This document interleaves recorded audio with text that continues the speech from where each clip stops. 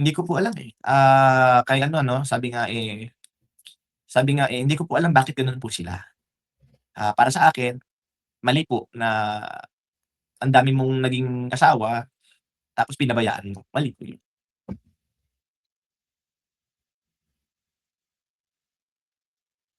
Actually po nasasaktan ako kasi, yung comparison ng pagtrato ng magulang, hindi natin puwedeng sabihin na lahat mahal. Maaari sa iba, pero meron po talagang mga favoritism.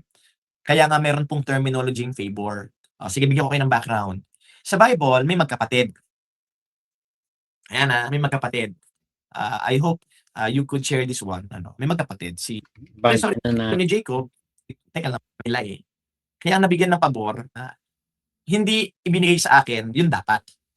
So, kaya ang nabigyan ng pabor si si if I'm not mistaken si Rebecca, si Jacob. Kaya nga dinaya nila, eh. Kaya ang nabigyan ng pabor si Jacob. Sa istorya namin, may mga gano'ng senaryo na hindi ibinigay sa akin yung dapat. So, yun ang nangyari, ano. So, balik tayo dun, I acknowledge ano, kaya mamaya bibigyan ko kayo ng proper computation doon sa kasi alam niyo 'pag may mga bagay na nagti-trigger sa akin, hindi ako ginagawa ito para sumikat. Kaya kanina pinakita ko naman po sa inyo yung aking facilities.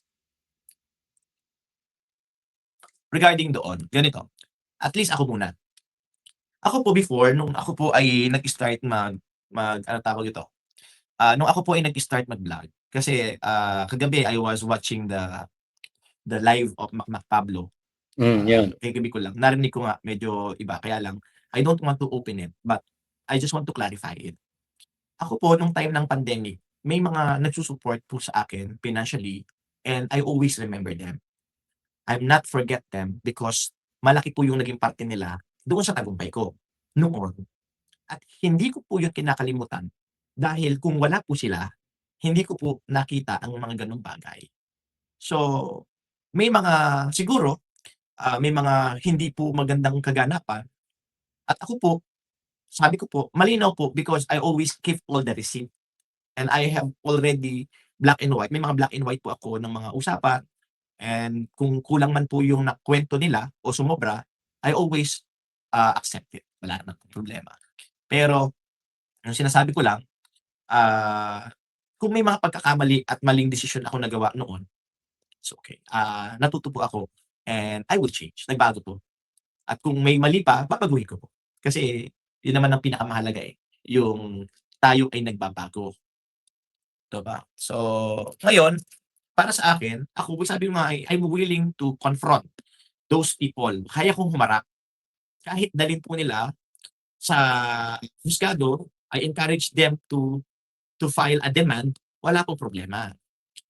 Kasi para sa akin, alam ko sa sarili ko na wala akong naagrabyado. Alam ko po sa sarili ko na wala akong niloko. At masasabi ko sa sarili ko na kahit po doon sa mga previous na ginagawa ko pong small humanitarian, lahat po yun recorded. Kaya po masasabi ko at maipo-prove ko lahat may pinuntahan, lahat may narating. Hindi ko po kinip yung mga natanggap ko, pero kung may natatanggap man ako materially, ay pinagpapasalamat ko yun. So, ganun po. Kaya ang sabi ko nga, hindi ko po sila kinakalimutan. I always remembers those who support me. Halimbawa, ang tawag ko before kay, Minnie Wong, tawag ko is kay, ah, ma mama or mommy, ayan. Kay Mama Minin, ayan. Yun po ang tawag ko kay Mama Minin Adet Wong.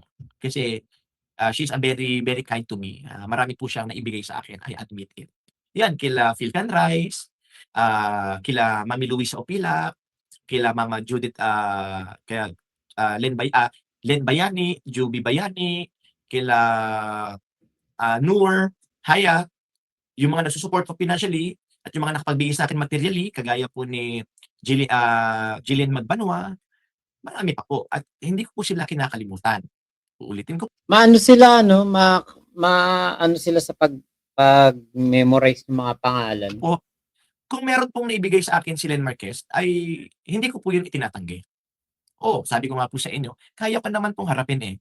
Pero yung aakusahan po ako na nambudol, ay medyo dun po ako nasaktan kasi alam ko po sa sarili ko wala akong niloko. Kaya nung narinig ko po yung, na-discuss o nabanggit doon while Makmak is in live, medyo nasaktan ako. Sabi ko nga po, I challenge you to post the receipt. Wala akong problema sa akin. Ayun. Mabuti na rin 'to natalakay 'to ni ano, ni Pastor Jam kasi marami nga ang nagbabato ng ano sa kanya, ng, intriga patungkol sa pambubudol niya kuno. Actually, ako wala nga akong ano, wala akong ka-interes-interes dito na malaman nung una kasi naririnig ko lang at ako para sa akin nga, pass is pass at, wala naman nga sa akin ginawa si Jam. Siguro sa ibang tao meron nagawa sa kanya, meron siya nagawa sa ibang tao, pero sa akin wala. Kaya hindi ko tinitignan yung sarili ko na parang nabiktima ako ni Jam. Talagang ako, focus kay Kulaong. So, lagi ko nga sinasabi, the enemy of my enemy is my friend. So, yun yung aking paniniwala dito kay Pastor Jam. Katulad din kay Sabi noon. Katulad din kay ano, kaya mga daging dati kong kasama sa Kulaong Nation noon na kapag kinakalaban nila si Kulaong, kakampi ko pa rin sila.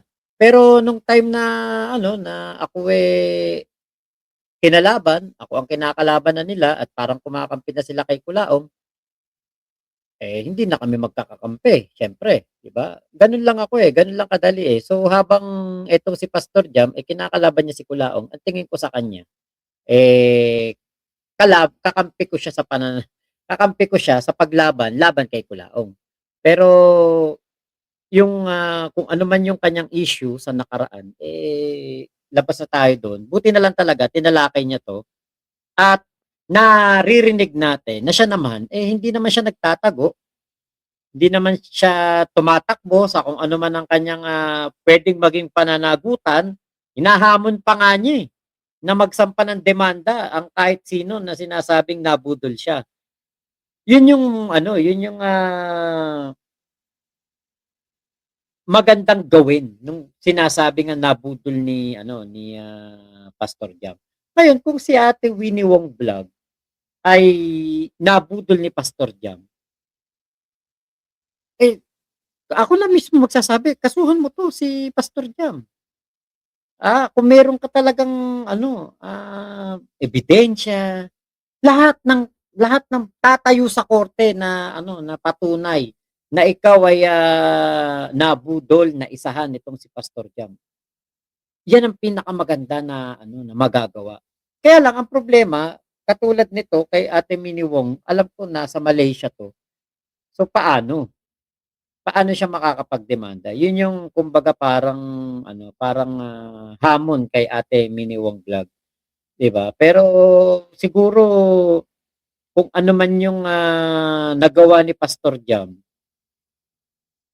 siguro we leave it to them na lang. Hayaan na lang natin sa kanila, kasi talaga wala tayong alam dun, labas tayo dun, Dito lang tayo, antay-kulaong tayo, antay-kulaong si Jam, dun tayo magkakasundo. Yun po. Ano, so wala akong problema, sa akin, yung mga taong nagbigay sa akin pero after hindi ko naman kayo pinilit na magbigay. Kasi kaya kayo nagbigay because sabi nga totoo yung may kasabihan pala, it's easy to give without love, pero it's hard to love without giving. Malinaw po yun. Puwede ka palang magbigay na hindi ka nagmamahal. At the same time, kapag nagkaroon kayo ng problema kagaya ng mga nangyari, puwede mong isumbat anytime. Pero kapag nagmamahal ka, hindi puwedeng hindi ka magbigay kasi nagmamahal ka. At yun yung aking nakita. Because of my supporters love me, that's why they support, that's why they give. Wala akong problema. Lahat po, wala akong kinalimutan sa mga nag-help sa akin, wala akong problema. Yung iba nag-pass away na, walang problema. Lalo na si Mary Ann Haspe Soriano na nag-pass away, isa yun sa sobrang nagsu-support at nagmamahal sa akin. Kaya doon sa last part ng kanyang buhay, I was there. Opo.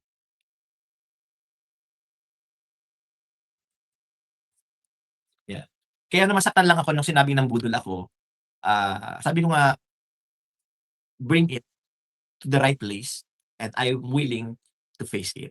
Ayan. So, gano'n po 'yun. Ano, so gano'n po 'yun. Kasi ang hirap lang sa side ko na hindi ko mai-defend na pag-uusapan na pala ako. Pero 'yan, kagaya ng kay Nanay Susan Broiler, I have the full conversations and I have the full story on the history bakit nangyari 'yun, bakit siya nag-support, at sino-sino yung mga nasa venue that time, sino-sino yung mga nasa event that time, why should I say this na this is we need, how much we pay, ayun. Hindi ko po 'yun kinakalimutan. Hmm, wala pong problema. Ako po until now, the whole family of Calalo bumibisita po ako. Not only Jackie Pets Grooming o kay Jackie Calalo. Until now, Okey. the whole family Calalo hanggang sa mga kapatid po niya, bumibisita po ako until now. Because Yun kilala ko yun, si Jackie Pets Grooming. I'm not Kilala ko forget what they did it to me. Yun po yun. Kaya doon sa sinabi niyo po nung nakaraan, dun sa kagabi nung napanood ko. Kaya ako nag-post ng gano'n kasi gusto ko pong i-debunk yun na hindi ako nambudol. At hanggang ngayon kaya kong tayuan yun. Kung nagkamali ako sa ilang bagay, maaaring sa pag-ibig, sa relasyon, pero sa pakikisama po sa ibang tao, hindi po. Kasi, kaya kong iharap yung aking sarili sa ilang bagay.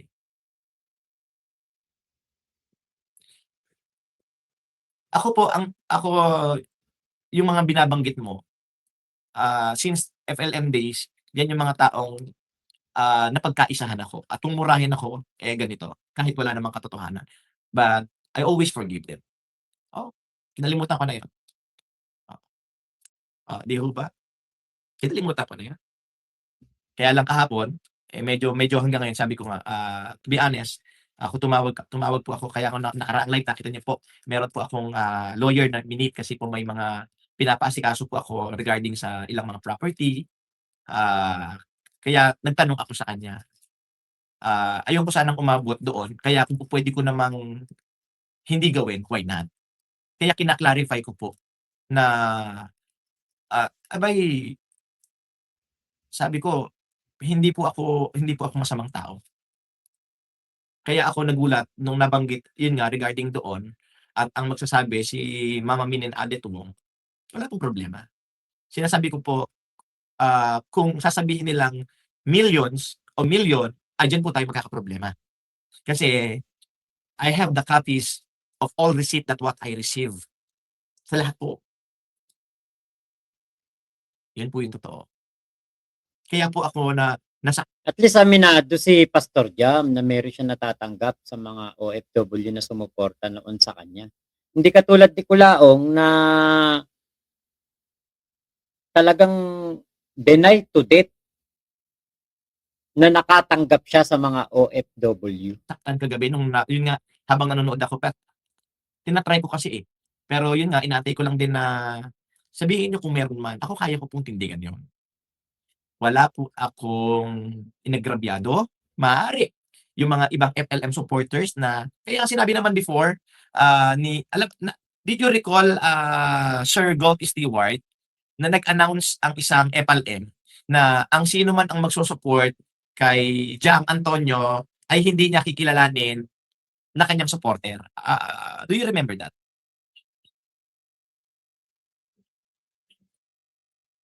Kaya kaya lahat nung supporters before na nagkaroon ng separation kasi yun yung nangyari. Na ang sino man ang magsu-support kay Pastor Jack ay hindi ko na kikilalanin, ah, bilang supporter. Kaya Ganyan ka self-entitled si Kulaong. Kung tama yung word na yun. Big Mama, tama ba yun? Ganyan siya ka self-entitled sa kanyang sarili, na parang yung supporter niya, kapag sumuporta sa iba, hindi niya nakikilalanin. Gano'n ka, parang napaka-royal blood, eh, 'no? Parang nabubuhay tayo sa isang kaharian, na kapag, sumuporta ka sa ibang hari, hindi ka nasusuportahan ng hari mo. Gano'n ang dating ni Kulaong. Etong, ugali ni Kulaong na ito, ganyan din, kay Inay Mary Ann. Kung sino ang sumuporta kay Inay Mary Ann, hindi nakikilalanin. Kung sino ang sumuporta sa 14 Vloggers noon, hindi nakikilalanin. Kung sino ang sumuporta kay Kuya The Kings dahil umalis na si Kuya The Kings noon, hindi kikilalanin. Ganyan si Kulaong. Ganyan na ganyan. Nung panahon ng, pandemya, ganyan siya. Akala mo talaga yung mga tao hawak niya sa liig. Noon nagkaroon ng separation, nagkaroon ako ng solid supporter na talagang yung iba naging totoo, yung iba hindi, pero it's okay, that's part of life.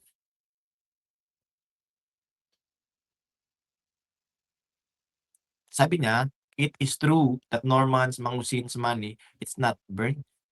Teka, di ko sige mamaya i-a-analyze ko. Hindi Medyo ano pa, nasusunog. ano, sige mamaya. Gago yung Baka naman nag-post. ako puwedeng mag-request sa inyo, puwede niyo bang i-like ito? Yun lang. Walang super chat, like na nga lang. Pero ako po, doon sa mga nagmura sa akin nun, mga nakasakit, 'yan, yung mga original FLM, dati pa FLM ngayon FLM, ay na-forgive ko naman na. Okey na yun. Sabi ko nga hindi po ako mapagtanim ng sama ng loob.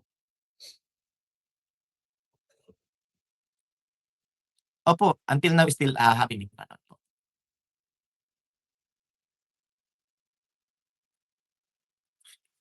Ayan. So, kaya kina-clarify ko na, ayan, kaya sabi nga, wala wala po itong super chat, wala po itong earnings. Yun lang likes niyo, okey na yun. Wala lang, gusto ko lang. Hindi po. At least naliwanag niya, hindi pa man ano, kumbaga hindi pa man dumarating yung unos, naipaliwanag niya na. Ngayon nasa ano na, nasa kumbaga yung bola, nasa mga nagbibintang na kay Pastor Jam na nabudol niya itong mga taong ito. Nasa kanila na yung bola. Ano ang gagawin yung action? Kasi handa naman pala si Pastor Jam sagutin yun. I can forgive my brother, but hindi po puwede kasing i-tolerate ko. Ayan, makinig kayo mabuti, Ayan, ang ganda nito, Iba kasi ang tino-tolerate mo yung mali doon sa nag-forgive. I forgive, but I'm not tolerating. I am glad if siya po ay mabigyan ng mga consequences doon sa mga ginawa niya, para at least kung yun ang magiging way para tumino siya, 'di mas mainam. Tama ho ba? Mas okey yun. Pero hindi ko tino-tolerate, kaya nga po ako nag-stand kasi ayoko i-tolerate niya yung ginagawa niyang pagla-live kasama yung aking parents. Kasi hindi lahat ng tao makikita nila at maiintindihan nila yung kultura ng buhay doon at baka ma-misinterpret nila na hmm. yung kalagayan ng aking magulang ay gano'n na pala kaaba. Hindi ko po, Yun, Kasi eto, kapag si Pastor Jam ang nagsalita, ayaw niya na yung magulang niya ay magmukhang kaaba-aba. Kasi kahit naman talaga sino makakita, makita mo na ang sahig ng terrace ng isang, anak o nanay ng trilyonaryo, ng bilyonaryo, ng milyonaryo na nagpapatalo ng milyon-milyon sa kasino, gumagastos nga do'n, 'di ba sabi niya may 40 million siya na ano, na humanitarian. Tapos ipapakita niya yung nanay niya, gano'n ang kasuotan, tatang niya nakapaa, sahig nila ganoon. 'Di ba, kapag si Kulaong kasi ang nag-flex nun, talagang mababash yung magulang ni Pastor Jam. Pero kunwari si Pastor Jam ang magpe-flex nun, kunwari si Pastor Jam, "Oh, eto nanang ko, eto tatang ko." Wala, walang bashing na matatanggap. Bakit? Hindi naman pinagmamalaki ni Pastor Jam na siya'y bilyonaryo. Hindi naman pinagmamalaki ni Pastor Jam na siya ay, napakayamang tao, na napakamakapangyarihan. Biruin mo, lieutenant colonel ang nag-aagawan, nagpapalitan para magbuhat ng pinamili ni Nanang Reme, tapos ang sahig ng bahay niya o sahig ng kanyang mga terrace ay, lupa. 'Di ba? Kaya it's a different opinion talaga ang makukuha kapag si Culaong ang nag-flex at si Pastor Jam ang nag-flex. Kasi siyempre, ano ba ine-expect ng tao sa isang Culaong? Nanay mo siyempre naliligo sa alahas. Tatang mo talagang napakakinis, napakayaman ng itsura. Ang bahay ninyo siyempre tiles. Ah, ang buhay ng magulang mo talagang to the highest level na kasi nga you're living a luxury, 'di ba? Nung nahuli si Kulaong, living a luxury life. Tapos makikita natin ganoon ang sitwasyon ng kanyang magulang.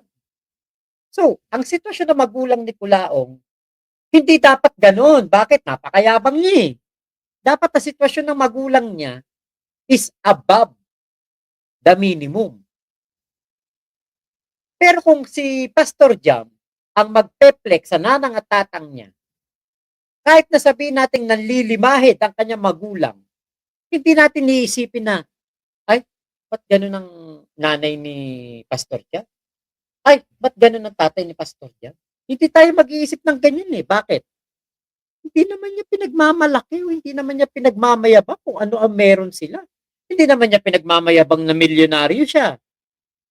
Hindi naman niya pinagmamayabang na siya ang may nagmamay-ari ng mga building sa doon, Legrand, nagmamay-ari ng Mercedes-Benz, ng Audi, ng mansyon, ng bahay sa ano pangalan nun? Green Meadows. 'Di ba? Kaya kapag ang nag-flex, Kulaong, abay dapat ang magulang mo na ipapakita mo, sobrang yaman. Bakit?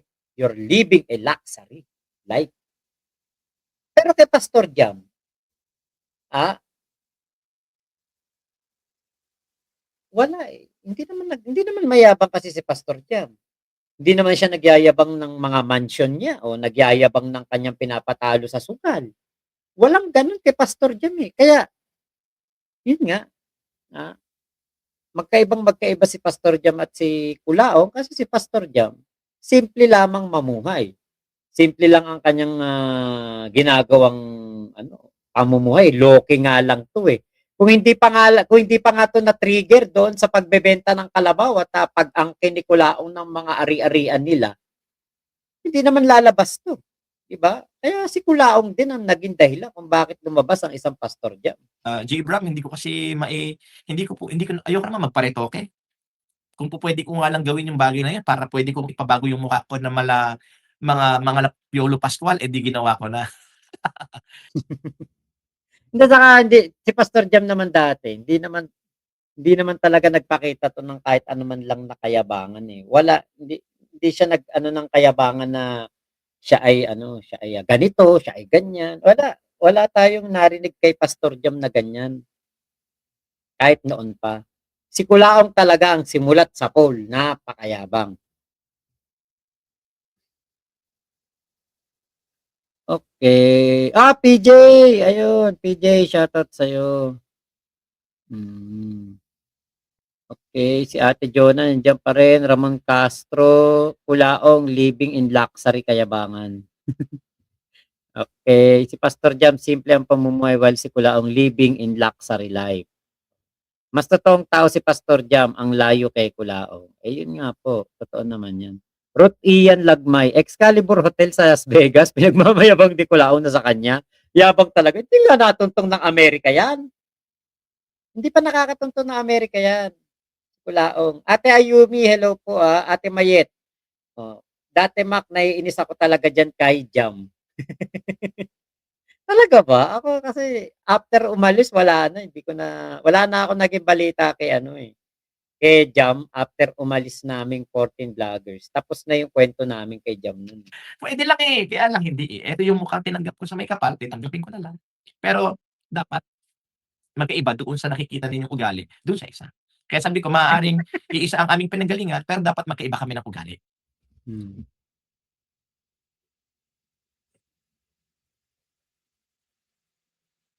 Ganito 'yan, maaaring ang nanang ko at least ito lang 'no, maaaring ang nanang ko gano'n nga kasi nag-iisang anak lang po ang nanang ko.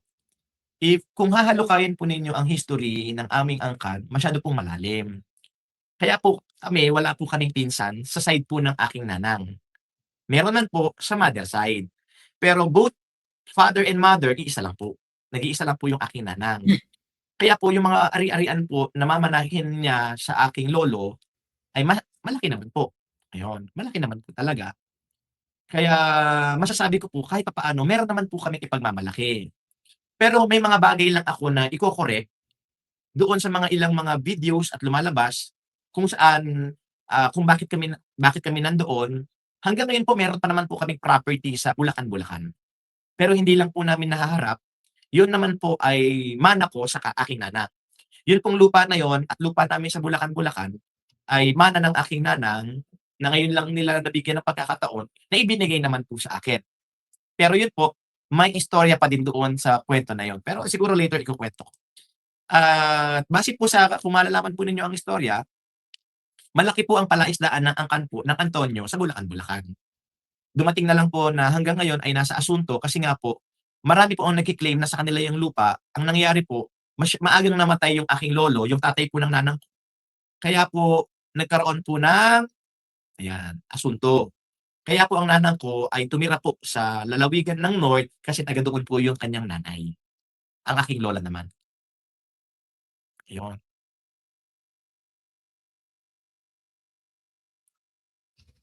Malalaki talaga ang palaisdaan do'n sa Bulacan, Bulacan lalo gawing taliptep. Yung ginagawa ngayong airport, malalaki talaga ang mga ano doon, mga palaisdaan.